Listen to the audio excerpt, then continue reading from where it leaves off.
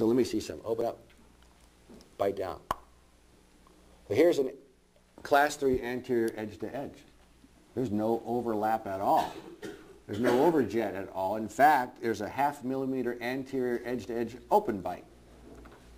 So I wouldn't be surprised if in a month this 0.5 millimeter, 1/4 millimeter anterior edge to edge open bite is 1 millimeter.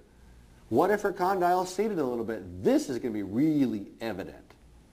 For the patients that we've had that had a big class 2 or they're 50% or so overlap, their condyle can seat and their jaw will do this, and they still have overlap and they can still incise things.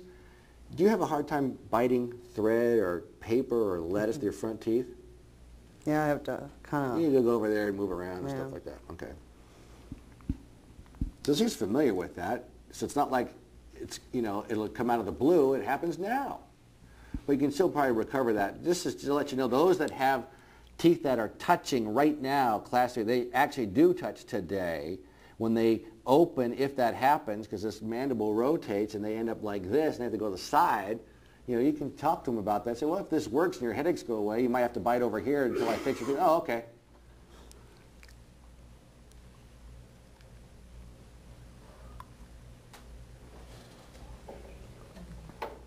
Bite down. Go like this. This discluding element is off center on her.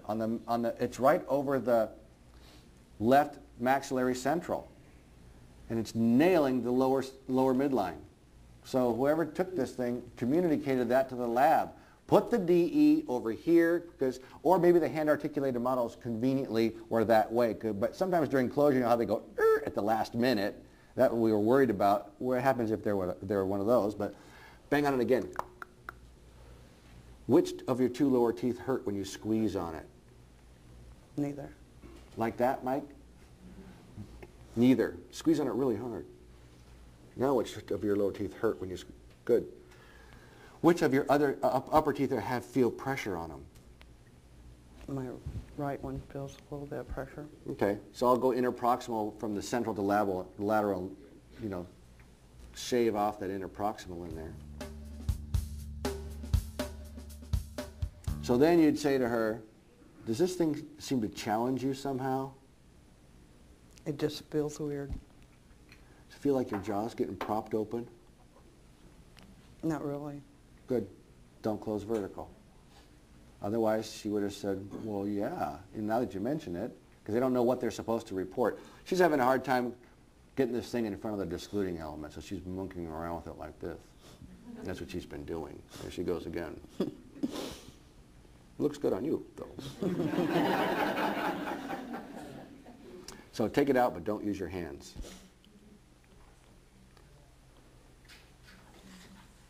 Now put your fingernails on the top edge and pull it straight down. Very good.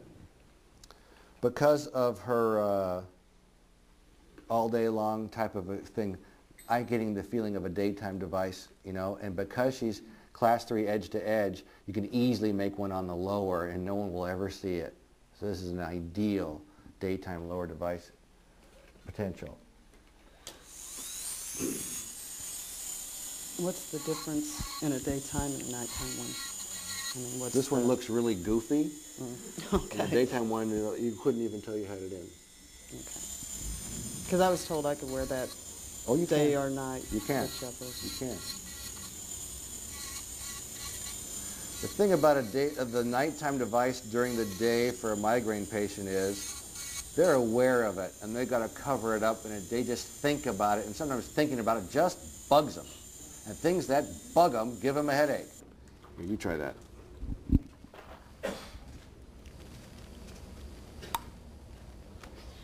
How's it feel now over there? Better. Okay. So there's that one.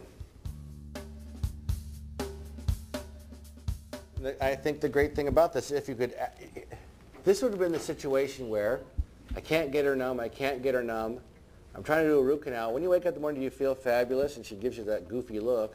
You go, you know what? I'm not even going to start to access this. I don't even want to go to your nerve right now. And I wonder why you need a root canal. I wonder if you've been squeezing on that thing for months. The tooth is so sore and sensitive to cold, and my x-ray shows nothing. And I say, maybe the nerve is dying. And I could do it. She says, you think that could be it? Yeah. What do you, can you take? Yeah, I could take the nerve out. Do that. Because you can't find anything wrong with my tooth. Just do the root canal then, and I can't get you numb. And then you say, in the morning, do you feel fabulous? And she says, no. And you take impressions, and then 2 weeks later, you deliver this thing, and then 2 weeks later, she goes, my toothache's gone. In the morning, I feel so much better. But when I take it out, I hit that tooth, though. The mother of all interferences that she's been clenching on, which makes the nerve go south and makes things sensitive to cold, and the tooth aches all the time. That's that one. This is going to stop me from grinding my teeth at night. Well, your teeth can't touch now, so there's no way you're going to grind your teeth at night. And you can't squeeze your jaws together very intensely anymore. And the intensity of your jaw squeezing is most likely what makes that so sore to touch. And if that thing's all sore, you get headaches really easily. So if we can decrease the tenderness of that muscle and its irritability, your migraine frequency won't be as, it will go down. That's the idea. You can put it in this thing at night.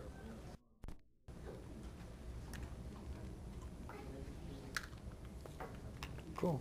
See you later.